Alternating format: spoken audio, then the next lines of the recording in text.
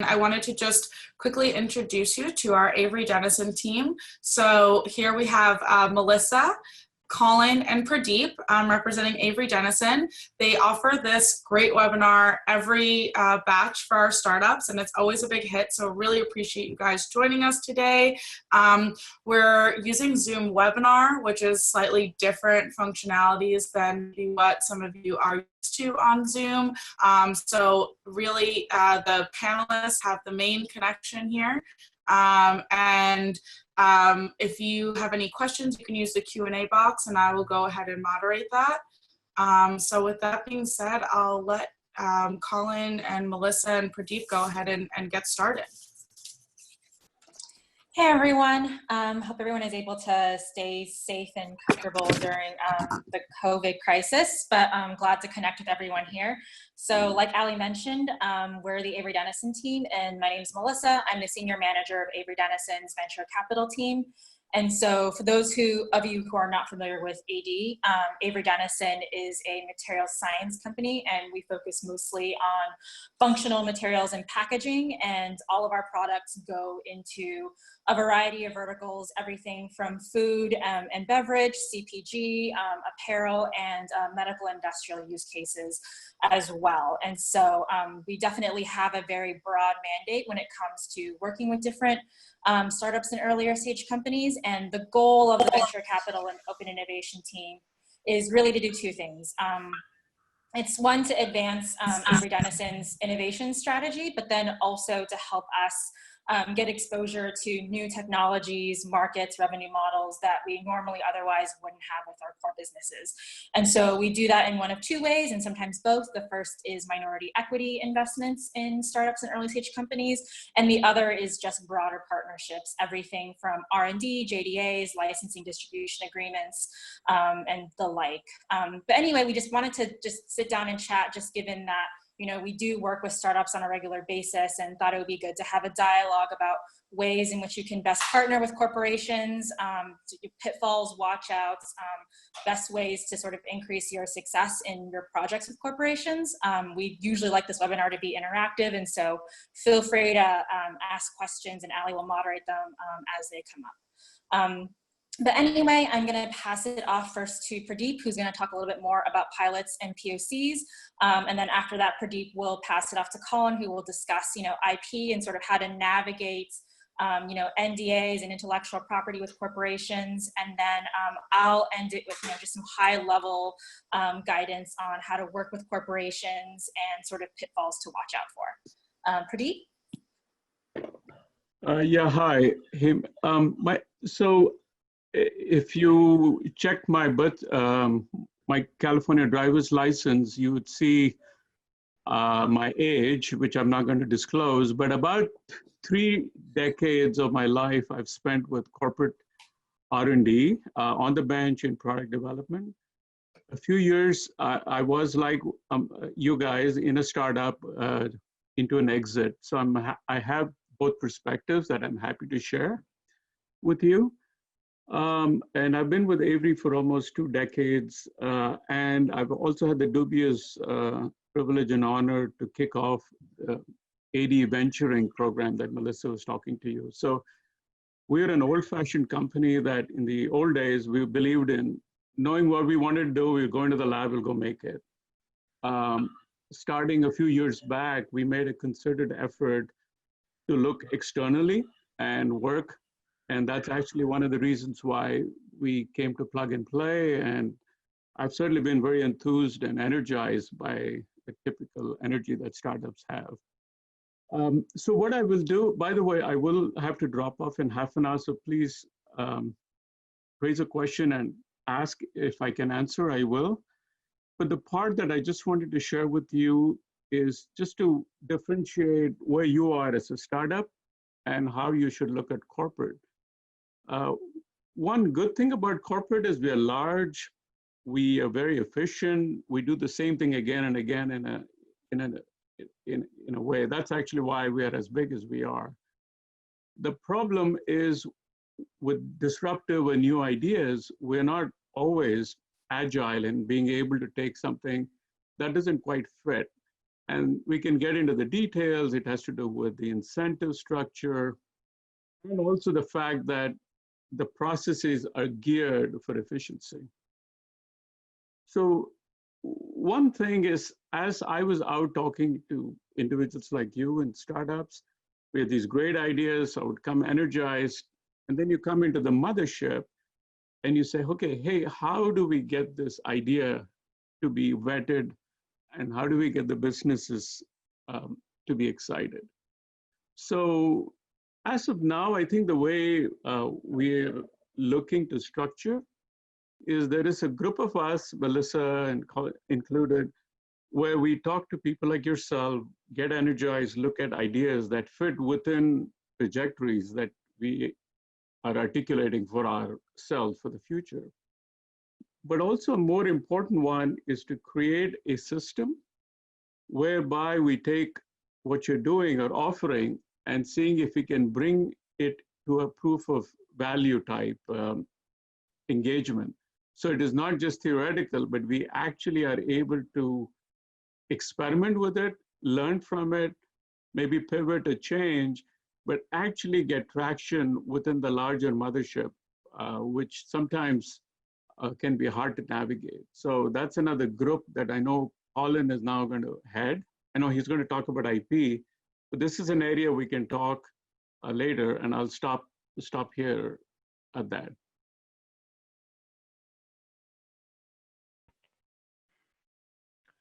Okay, sounds good then. Thanks, Pradeep. So, my name is Collin Moore. My title is Director of Strategic Innovation, and I still work pretty intimately with Melissa as part of the ventures team. And I do a lot of work in sustainability and materials because of my background. I have a BS in chemistry and a PhD in polymer science. Really enjoy the piece that Pradeep has been talking to around how might we really find a place that we can all work together in a way that wins for everybody. And I think that's really one of the key focuses of our team, is to make sure whatever we're doing together is good for the startup and also has a good fit for our organization as well, so that everybody wins. And I think one of the trickiest places where things can kind of go wrong is in the IP space. So let's talk about that a little bit. I mean, in the beginning, when we find an opportunity to work with one of your companies in a technology that looks like it's going to work well with some of our strategic needs as far as disrupting ourselves is concerned and driving some of our goals forward, one of the best ways to explore it is through a pilot. And Pradeep talked a little bit about how we want to make sure that this demonstrates not just the proof of concept, which many of you have done already, but rather the proof of value, how this can really deliver value to the corporation. And so we see an opportunity here. Let's run a pilot together. And I think that's a great idea. Typically, the way we handle things around NDAs and having these discussions is that at first we want to discuss as much as we can without an NDA. And why is that? Because having an NDA comes with some pretty serious requirements around the maintenance of that document, so that you are protected, so that we are protected, so that we can move forward as friends, and we have a very clear understanding as to who owns what. And in the vacuum where there might be a lack of that understanding, things can get unpleasant, and nobody wants that, right? So if we discuss things without an NDA first, we don't have to worry as much about the potential for some confusion. Give me 1 second. I'm just taking a pic here. Somebody sent a Q&A in. Okay, that's maybe a question for the end of the dialogue, and so we'll get back to that. So let's say we've had our discussion and we've gone as far as we can without an NDA, and we say, look, we have things we want to share with you. You have things you want to share with us, and it really is things not for public consumption. That also means it's not for general consumption within an organization. So what is an NDA then, and what does it really do? All it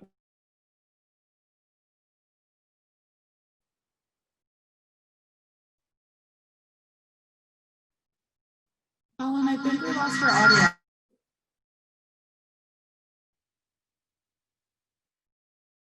After. So some of the things I'd be very careful about with that is you have to very clearly delineate what you're considering confidential and what you're not. You can't simply walk into a discussion with an NDA and say, everything we talked about was confidential. Oh, okay, well, we talked about what to order for lunch. Is that also confidential? Well, no, it's not. Okay. So when you sign your NDA and you decide what you want to share, there's an element of record keeping that's pretty important. So I would encourage you, if you're going to take that step after you've done the negotiation, we have a standard boilerplate document that's pretty basic, that you make it very clear, hey, Avery Dennison, I shared with you information X, Y, and Z. We keep that confidential and subject to our confidentiality agreement or non-disclosure signed on such and such a date, because that way it helps us understand so that we don't go telling tales out of school and talking about things that we shouldn't in places we shouldn't. And it helps you because you've made it very clear what you consider part of your intellectual property. And Avery Dennison is at its core and in its application with its people an ethical company. I don't want to be told something I don't need to know, and I don't want to be told something that I don't think is confidential, and in fact is for fear I should mention it to one of my colleagues who doesn't need to know the information. So I guess I'll pause right now and just see if there's any questions about that so far. I don't see anything in the Q&A. Okay, so I'll move on to the topic. We've talked about what an NDA is, simply a license to talk. We should talk a little bit about what it isn't, okay? I mentioned it a little bit. It isn't a requirement to share information. There may be confidential information that you don't want to share, and if it's not necessary for whatever we're trying to do, say discuss a commercial agreement between the two parties, then don't share it. That way it can't accidentally get lost, or maybe it's information I just don't need to know, and that's perfectly okay. Nobody will fault you for that. That's just good maintenance of your IP. An NDA is also not a JDA, and this is a common problem I find with big corporations as well as working with startups. One of the things about a JDA is it has typically pretty well-negotiated pieces around IP ownership. And in the absence of that, the law in the United States says that the inventor owns the IP. So if you and I are having a discussion and you tell me about your new magic widget, and I say, you know, if you only put that magic widget on the end of a broom handle, wow, that would be amazing. I've just invented that thing under an NDA, not under a JDA. And while you might own the widget, I now own the widget on a broom handle because I invented it. So make sure you use those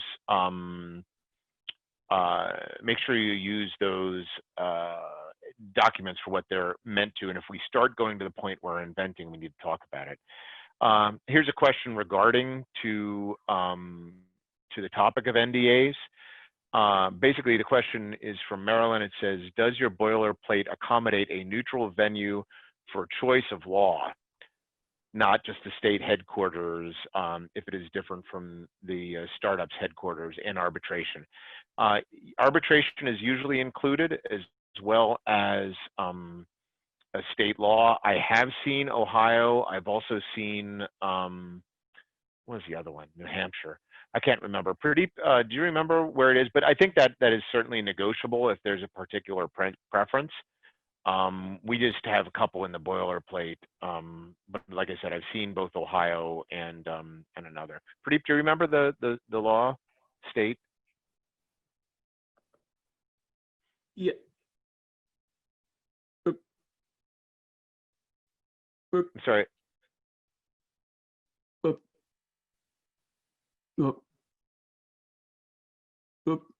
I'm not hearing Pradeep. I don't know if you're Yeah. having a bad connection, but Pradeep, I think your connection is bad, but regardless, you know, for NDAs, if there's a specific state of, most corporations will have their boilerplate template, template that will just be the state of the headquarters. If it's material for you to abide by another area of law, you should certainly negotiate it, especially if you feel like it will materially impact the things that you're able to disclose versus not disclose.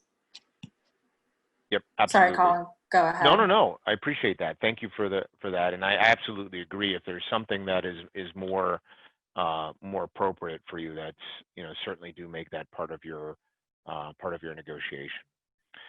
Another question is the whole AD group bound under an NDA, or do you have different entities?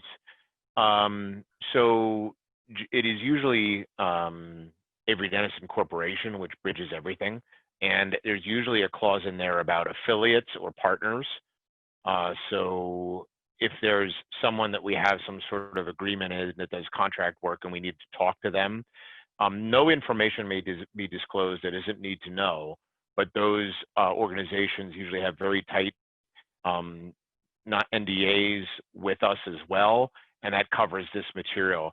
What I'll usually do, just as a matter of course and just politeness, is I won't share information without actually asking, unless it's very clearly need to know. So if I'm going to say, hey, I was talking to this professor, we have an NDA with them, is it okay if I share some of this information? But what I won't do is I won't share it with a third party with whom it's not relevant. So for example, if I have an NDA with you and I also have an NDA, say with Eastman Chemical Company, I can't share the information I got from you with Eastman Chemical, even if they need to know, because you need to have an agreement with them. But any of the subsidiaries of Avery Dennison are considered Avery Dennison for the purposes of that agreement, and I can talk to them. At least that's as far as I understand the law there. Yeah, the only thing I would add to that is a watch out to that question is, if a corporation signs an NDA as a corporation as a whole, one watch out there is when you go through a commercial relationship or through a JDA, where you're putting together a brand new contract, the corporation will likely have that tied to a particular legal entity. And so something to watch out for is understanding the differences of what you're bound to, or what the corporation is bound to in the NDA versus the JDA. So for example, if your NDA with the overall corporation expires, but you have a commercial agreement or a JDA with a particular legal entity, and that JDA has a confidentiality clause, it's critical to make sure that that you recognize that you only maintain confidentiality, or the legal entity is maintaining confidentiality with your startup. So it's critical to make sure that you're not necessarily spouting off important confidential information to other parts of the corporation if your NDA has expired, even if you have a JDA or a commercial relationship with a particular legal entity, if that makes sense. I know it's a bit confusing, but those are really critical legal details to pay attention to. And sometimes we see even large corporations make the mistake of divulging information they otherwise shouldn't, because they're not aware of that dynamic between legally what's bound by the whole corporation versus a legal entity. Good. Okay, thank you. I don't see any other questions on this. Oh, maybe I do. Hold on. We'll be talking about pricing strategy for pilot projects with corporate partners. Melissa, I believe you're going to talk to that a little bit. And someone also asked if this is being recorded. Ali, I think I see a little recorded symbol up here, so I'm going to assume that it is. Yes, and if it's approved by the Avery Dennison team, it will be shared. If not, then it won't. So we will let you guys know. Okay, so a little bit about IP in general. So let me see here. Someone had another question. Are you always claiming use of the result of the value in an application area within a defined field, or is this negotiable? Good lead, Guy. Thank you. So that was a question from Guy Pinard. I was just going to talk about that a little bit, about IP in general and protection of IP. I would say that so that would be negotiated in the JDA. I would say that it's probably most companies' preference that if they run a particular project or they pay for the whole thing, that they get some kind of ownership in the IP. That does not necessarily mean that they own the whole thing in all applications. They'll probably try to do that and say, hey, we want to run a project, it's worth this, boy, we'd like all that IP. I would personally push back on that a little bit. Usually when I talk to companies about this kind of thing, what I at minimum want is to know that if I'm going to work with you and we develop something truly unique, that I get some kind of commercial benefit for that, perhaps in the specific area that I'm interested in. There's some measure of confidentiality there. But I might be willing to let go of that IP's application in other places so that you can leverage it in the other markets.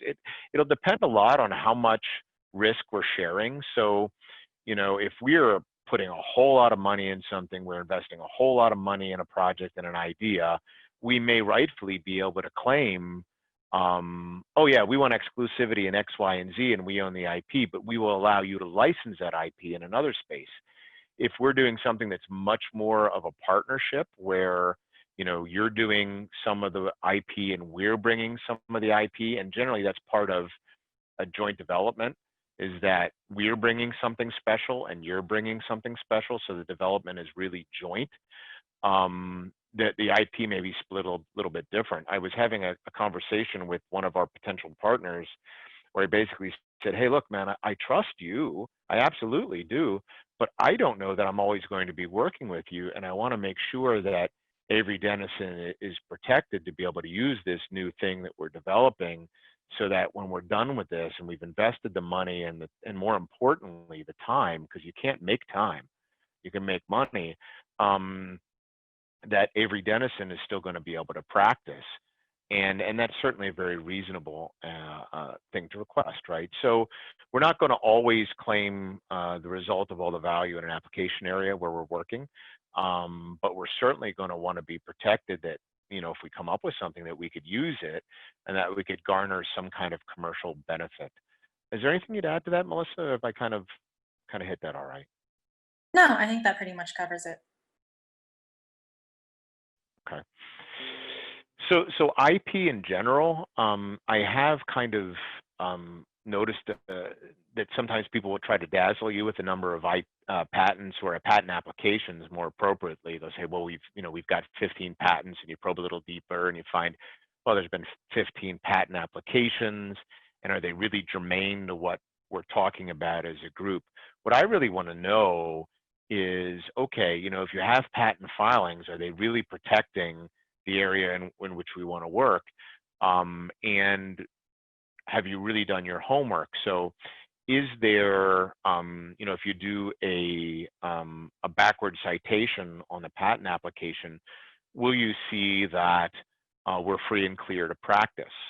Will you see that where we aren't, you know, exactly clear, you have license negotiations in place so that we're able to practice?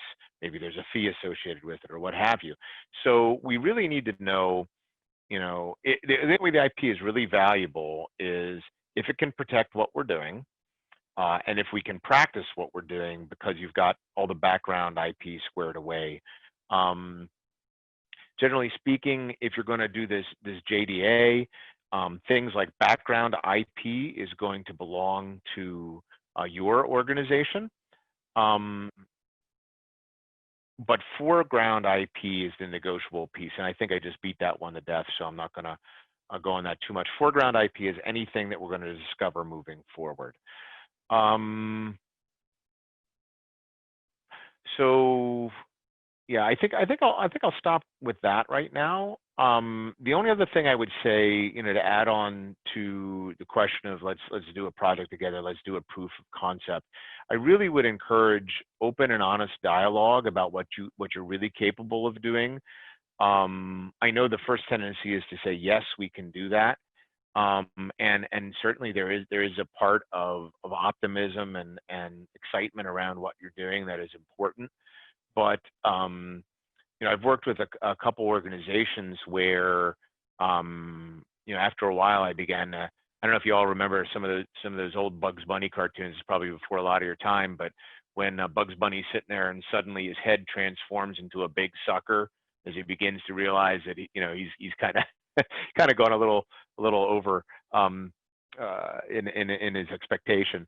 Sometimes I felt like that. So be open and honest with what your capabilities are. Be honest with what your expectations are of the trial, because I think the more direct and open we are with one another, the better the relationship is going to be. And it really is maintaining a relationship when we run these kind of things. So don't create any false expectations. It's okay to be optimistic on the timeline, but do be honest and say, hey, this is optimistic. And especially around, and also around things like costs. And I think Melissa's going to talk to that a little bit more, but do be upfront with that as well. I think that's all I wanted to talk about. Go ahead, Pradeep.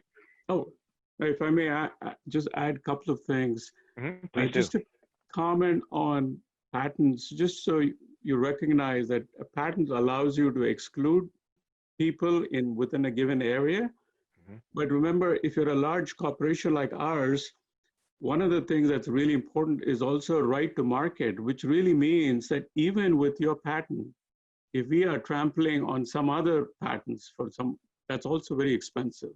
So not only is that analysis expensive, not paying attention to it can cause us a lot of harm. So just having a patent is a good start, but it doesn't really give you a carte blanche license to go run off with it, is one thing.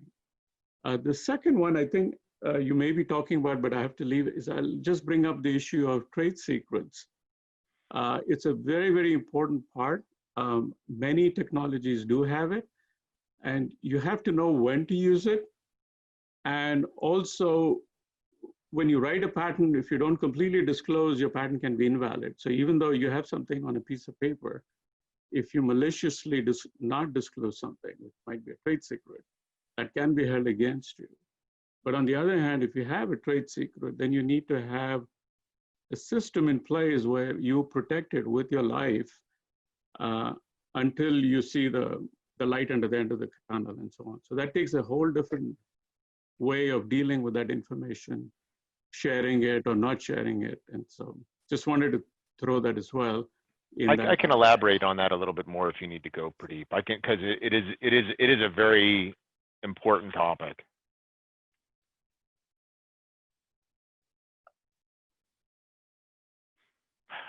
I'll talk about it a little bit more, and thanks for bringing that up, Pradeep. You're spot on. So I guess we've talked about a couple things here. We've talked about confidential information.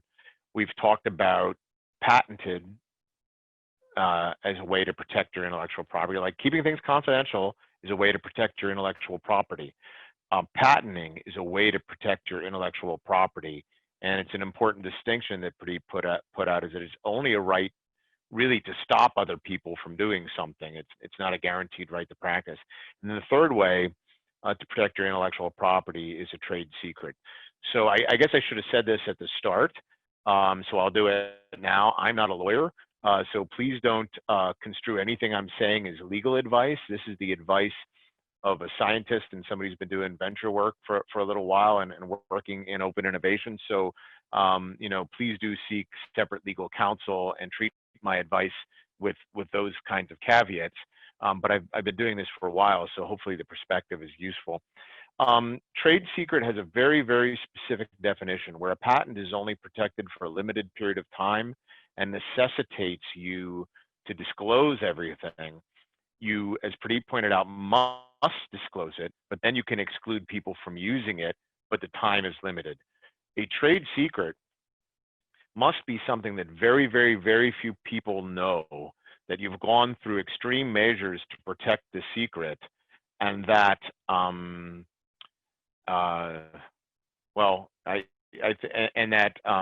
it doesn't have an end date to it. So one of the common examples is Coca-Cola. Very few people, if anybody, I've heard nobody, I don't know the details, but that's formula Coca-Cola is a trade secret, and none of the people making it know exactly what the formula is. And so it is protected forever as long as they continue to maintain that protection. The bad news is if someone separately comes up with a formula for Coca-Cola, because it's not patented, anybody can use it if they can come up with it separately. But there's certainly a good example of how many people have come along to make a different kind of Coca-Cola and nobody's been able to match it. So trade secret is a very valid way to protect technology, but you have to be extremely careful. I've done this kind of work in the past where I've actually changed the names of some of the ingredients. Of course, the safety data sheet has to be accurate and that kind of thing, but the people assembling this stuff knew the hazard requirements and could look at the chemical name, but the name of the thing being shipped and manufactured by our suppliers was protected by some renaming. I think it was called polymer additive 6 or something like that. I can't remember. But the bottom line is we went to extreme measures. If you were to go look up the formula in our formula system, you couldn't see it for what it really was. So trade secret is a very good way to protect IP, but that's something I would say should never be disclosed.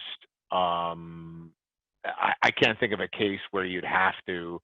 I would definitely consult a lawyer before ever doing that and making sure that that kind of that whatever agreement you have in place encompasses that as well. So it's a very good call out by Pradeep, and I think that was it. Any questions about the different types of IP and how they work? Okay. So I will stop there, and I'll hand it off to Melissa if there are no other questions. There is somebody who mentioned something about exclusivity. I guess I'll comment on that real quick. As I said before, certainly the more we're investing in a project, the more probably the more likely we're going to want to expect some ownership in what's going on. I think it's reasonable to expect some exclusivity in the specific space, but like, let's say you were making a new biodegradable film, unless we buy and own the whole thing, maybe we're just doing a project to design that film for labels, then I might suggest that we might want exclusivity in that particular place in labeling materials, and you might be able to use it everywhere else, depending on how the agreement is written. So certainly we would really like to protect our interests in the places where we do business, but there's probably flexibility outside of that.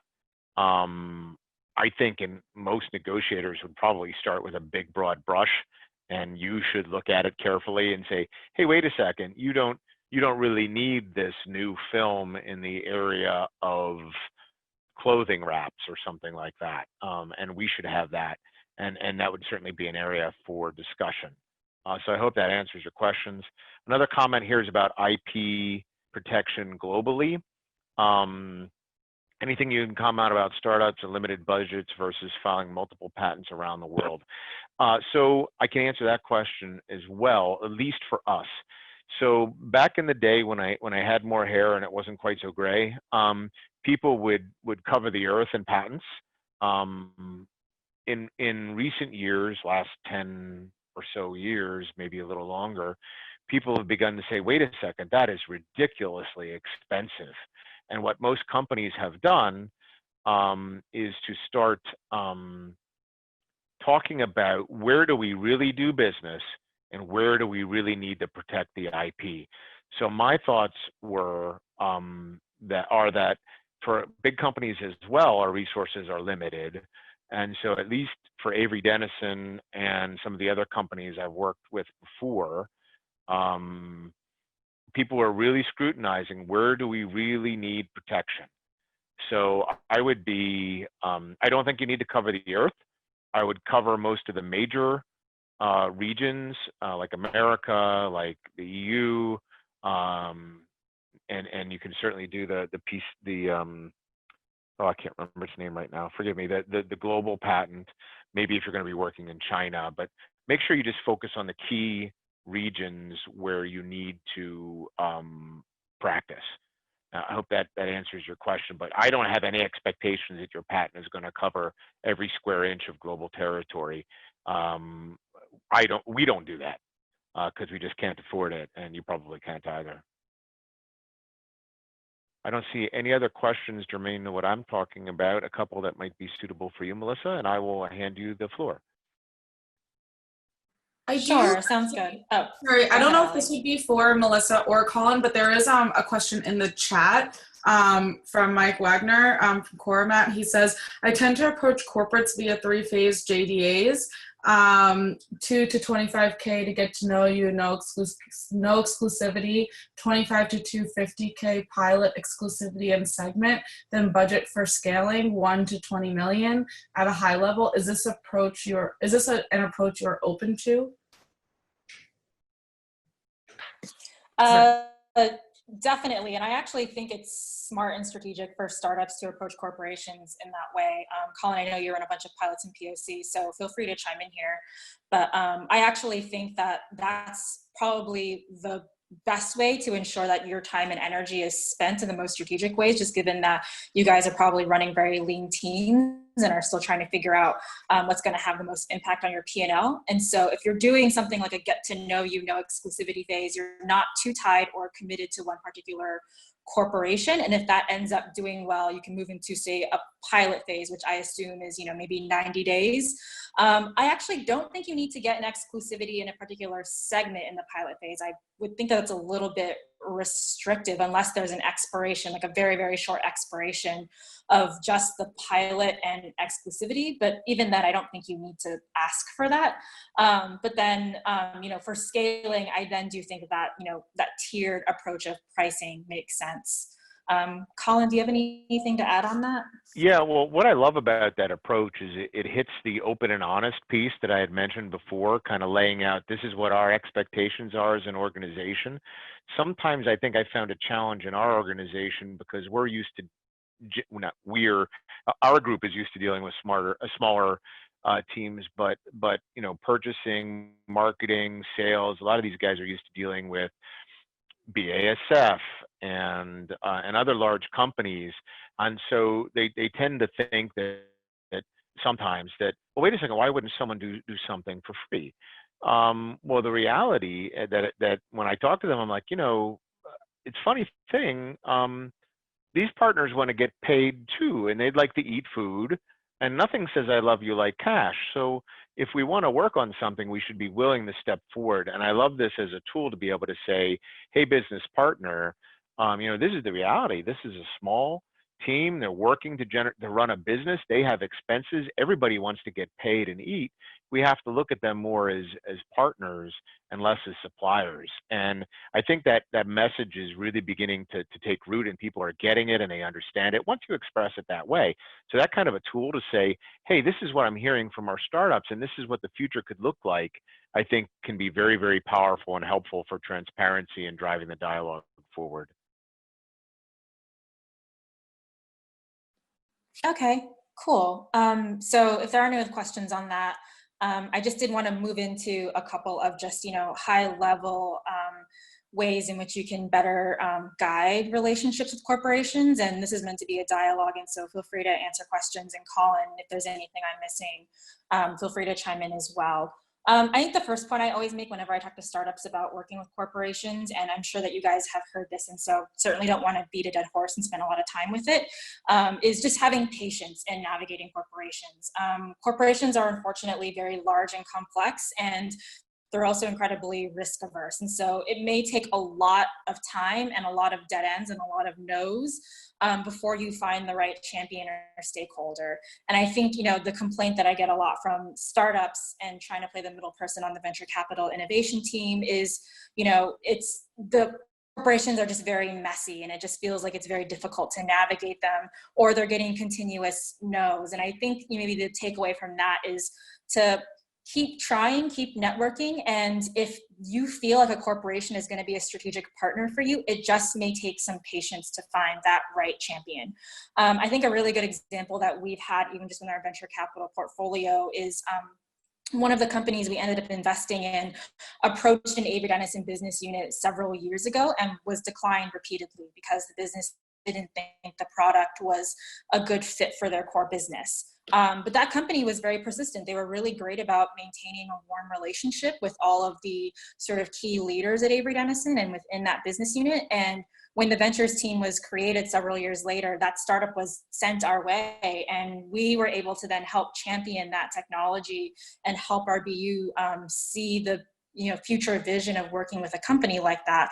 And they ended up funding and investing in that company. So I think it just goes to show that you just have to really keep trying, especially if you like a corporation and think it's going to be material to your business, keep trying to find ways in, and then being really consistent. And it may take years, definitely, but maintaining that relationship to the best of your ability. Once you get into a corporation and you start working on a pilot or a POC, I think a couple of things to consider up front, and maybe like in the first week of working with a corporation, is making sure that you have really transparent performance metrics.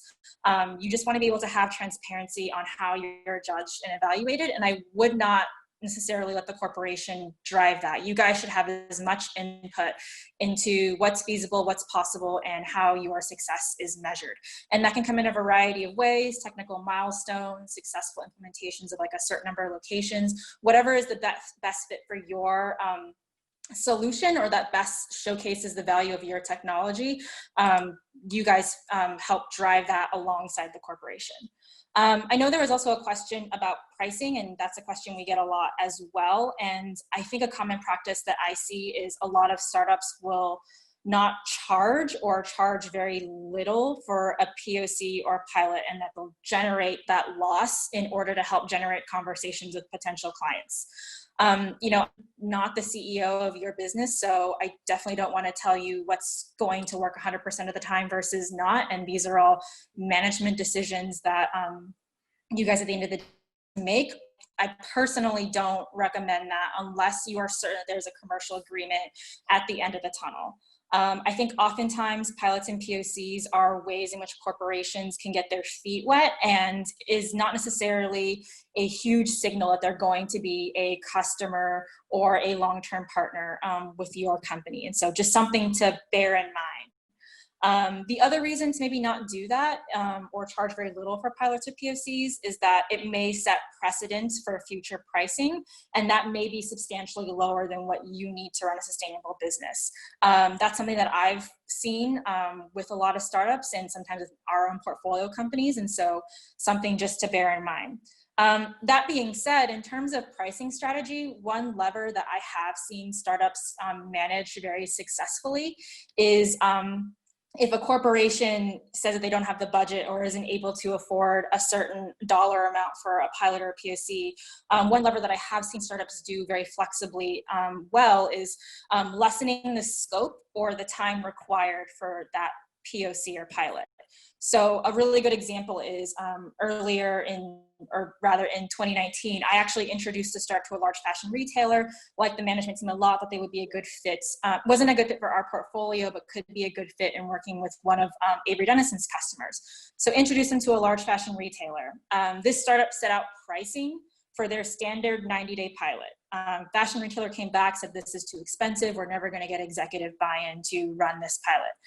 But I think what the startup did after was really great. They were actually incredibly flexible, said, okay, what is the amount of money you can give us?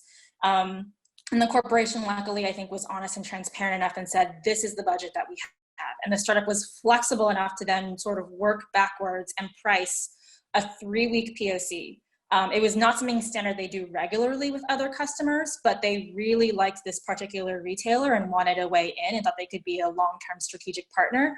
And so they were able to put something together that was sort of not necessarily what they offer to most customers, but would display the value of their solution. And granted, they weren't able to show every single facet of their technology and that they would be able to in a 90-day pilot, but they were able to highlight key aspects in an abbreviated form.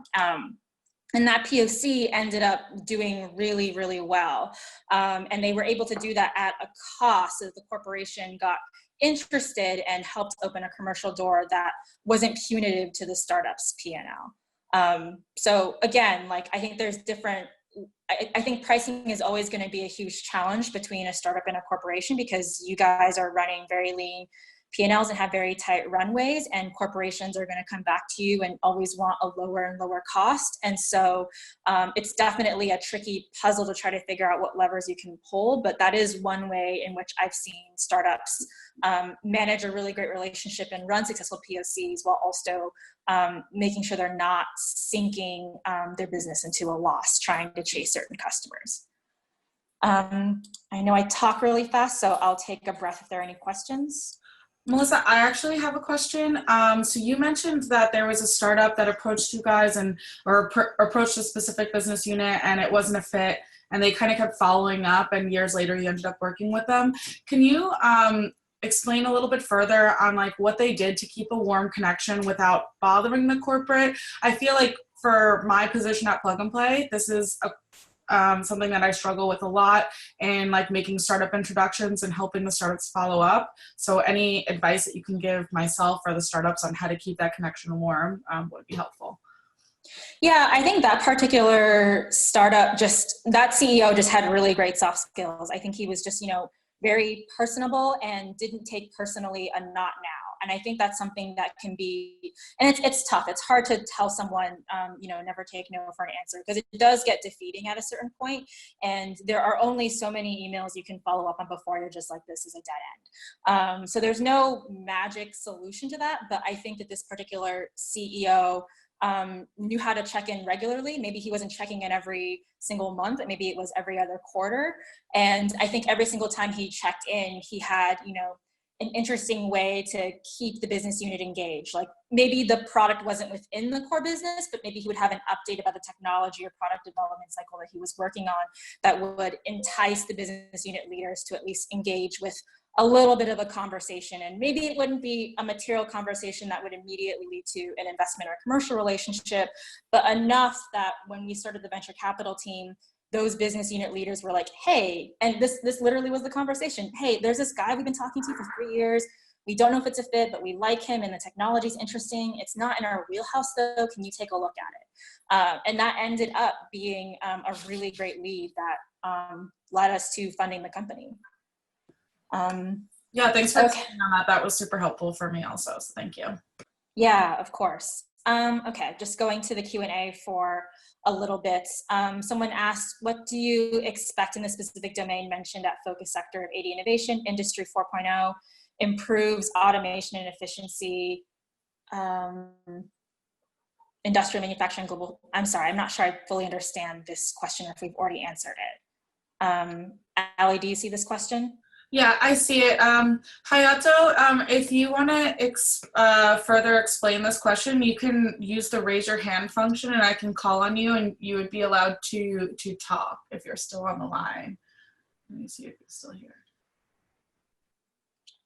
Okay, maybe in the meantime, I'll move on to Michael's question. Actually, I'm going to allow him to talk, so hold on one second. Okay, perfect. Go ahead, Hayato. Hi, Hayato. Hi, thank you.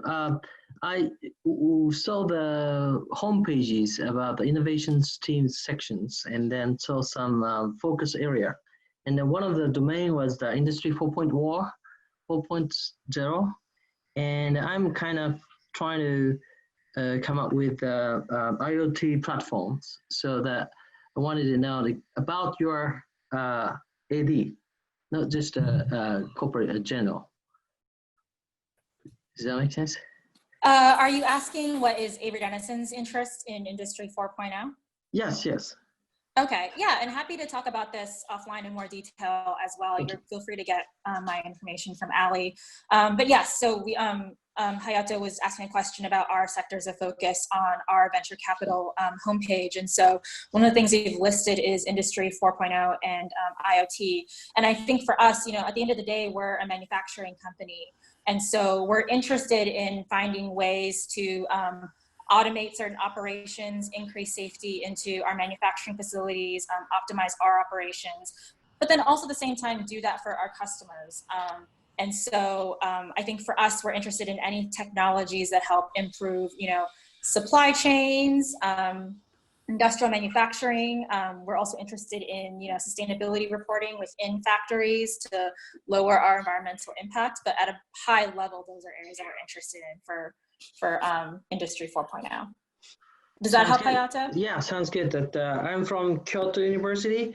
We have a lot of those intelligence in many Japanese manufacturers. So I think I could bring some of the proposal soon. Yeah, that would be great. Like I said, we're always happy to look at something. So feel free to grab my Thank you. information from Ali, and happy to chat more. Thank you. I know that there's another question from Michael. Michael's asking, do you have any high-level advice or insights on startup partnership funding from large corporates during the coronavirus events? Yes, this is a tough one. I think even on the Avery Dennison side, just the business units themselves are compressed for expense. And so you may see some interactions with corporations just get cut or slow down just due to expenses.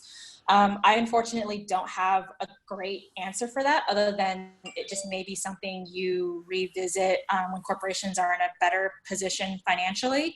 But I know, at least on the Avery Dennison side, we for sure had to do a stack ranking of all of our projects, POCs, and work that we're doing with our portfolio companies, and figuring out, which ones are must-haves for the future for the time being that will continue funding, and which ones do we have to put on pause.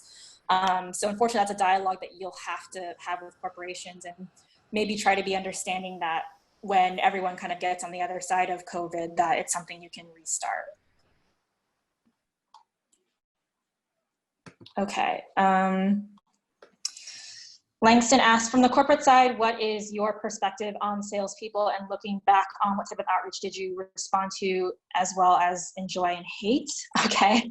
Collin, feel free to chime in on this one as well. I think, the best interactions that we have are the ones that, are, how do I put this? That are just easy, where the startup and the corporation, or for us anyway, the goal just seems really clear and we're all aligned. I think one of the biggest challenges where the communication and interactions are tough is when there's not a great product fit, or there's not a great alignment on sales and commercialization. And either the business unit or the startup is trying to make a square peg fit into a round hole. And it's clear that, there's going to be significant challenges. Those, I think, are the tough ones for me, because, it's hard to adjudicate when you cut something loose versus when you try to keep working through certain hurdles to make something happen. Collin, I don't know about you. Yeah, I can comment about that a little bit, because I think if I understand the spirit of the question, it was kind of like, how much is too much when it comes to salesmanship, when it comes to representing your ideas. And that's if I understand the question correctly, that's a good one, because there have been times where I've nearly had to feign death to get people to leave me alone about a topic, and that's definitely a little bit too much. One of the things that I've come to do, I think when I was early in on this process, perhaps I tried a little too hard to try to find places where things should fit, like you mentioned, Melissa, a square peg in a round hole kind of thing. Since then, I've been taking a much more direct approach about how I really feel where things could fit. And so I guess my advice would be this. At least what I'm taking is, I'm going to be open and honest with the people that I'm working with on the startup and partnership side, so that they understand exactly what I think about where we are today. You be open and honest with your corporate partner, and if somebody says, hey, I really don't see something here, maybe we can touch base in a year or so, please do take that under advisement, because I've had people continue to push and push and push and push, and well, to be perfectly frank, it left me a bit irritated. So I would not encourage you to do that. I've actually had to, on a couple occasions, repeat to myself, let the irritation go, look at this logically, make sure you're making a decision with your brain. But you don't want to put anybody in that situation, because not everybody is rational. and you might have something really gold to help them out with. So yeah, just be cautious. Yeah, I know we have 3 minutes, but Collin and I can go a little bit after if people still have questions. So do want to get through the rest of the Q&A. So Guy has a couple of questions. One, what are the 2 to 3 main issues that AD is trying to solve? At a high level, I think the 2 areas that we're spending a lot of focus on is sustainability. It's a huge priority for our corporation this year, and so we're constantly trying to find ways to upcycle or recycle our material products, as well as manage waste and logistics for those products. And then I think the other area that we're spending a lot of time in is connected in terms of the retail space. So how do we take our packaging solutions and enable more efficient supply chains for our customers, or enable them to have deeper relationships with their end customers, people like you and me and Collin. And I think a really good example of that is, can we take our packaging materials like a label or a film, can we stick it on a pallet of meat and then tell Tyson Foods the exact temperature, location, environmental conditions of that pallet of meat? And then when that pallet of meat gets delivered to a restaurant, can someone then, take that smart packaging and then be able to glean tons of data that helps, provide a better relationship with customers, like where that meat was sourced, specific, characteristics of like the nutrients, things like that. I think you can take that example and put it into any other consumer category, whether it's CPG, jewelry, retail, apparel, so on and so forth. Third question, or second question, do you have substantial issue with mixed material waste streams?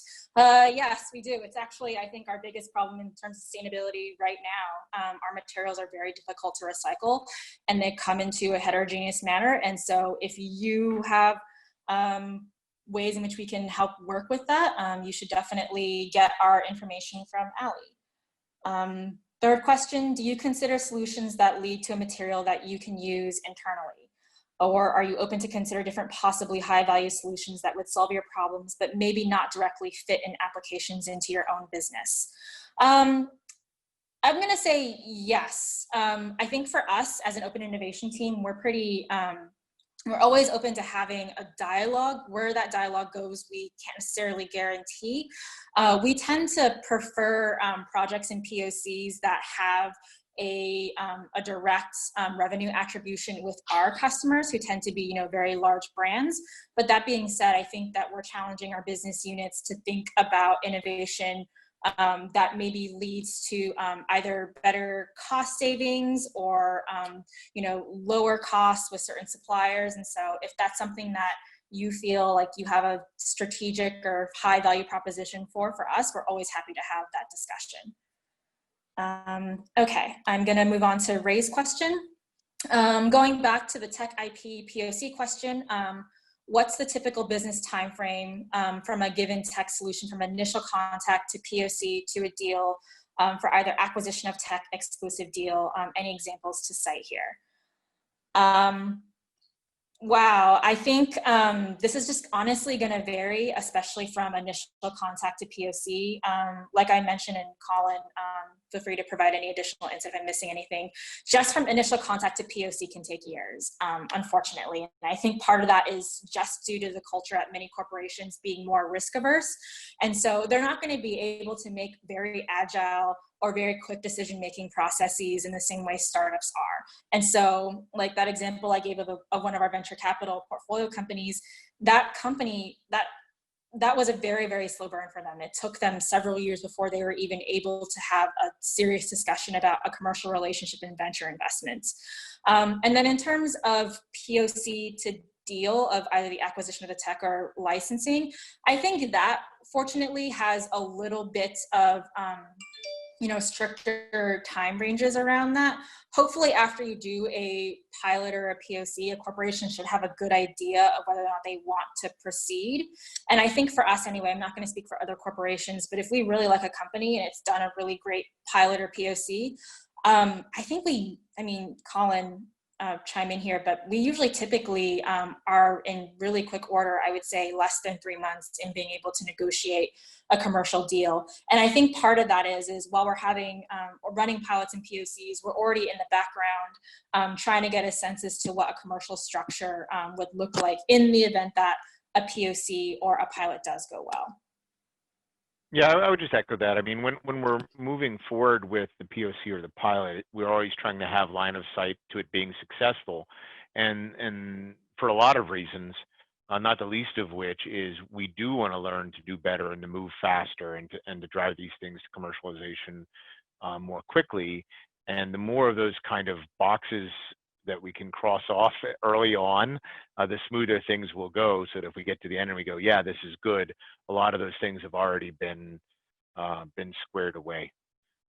Yeah, and I think one example I can cite here is I'm currently trying to manage a pilot with a startup right now, and the terms of that pilot is being captured in a letter of understanding, you know, which is sort of like a baby version of a JDA or a commercial agreement, but at the same time, we're also negotiating a JDA. So even though, you know, we've just signed the LOI or the letter of understanding, we're already in the process of negotiating a JDA. Whether that JDA gets executed and signed is going to be dependent on the pilot. But I think the reason why we do that in parallel is so that if a pilot goes well, we're not spending, you know, 3 months doing legal work. And I would encourage you, or I would definitely encourage you to convince, you know, corporations to maybe have some flexibility and be able to move faster in that way as well. Okay, great. I think those are all the questions. I know we're a little bit over, and so very much appreciate everyone sticking around. I'm just going to pass it off to Ali for any closing remarks. And if you guys have any other questions or comments at all, or even just general feedback on how this webinar went, feel free to reach out to us directly. Ali has our contact information. We always love engaging with startups and hearing about the ideas that you guys have. And so looking forward to keeping in touch. Yes, thank you, Melissa, Collin, and I know Pradeep has left, but thank you guys so much for hosting this. Thank you to the startups for being so engaged. And yeah, we'll look forward to the next session. And if anybody wants to follow up with Avery Dennison, please send me a direct email and I'd be happy to make those introductions. Great, thank you, everybody. Thank you all Cool, for your thanks time. everyone. Bye, stay safe. Bye, have a good day.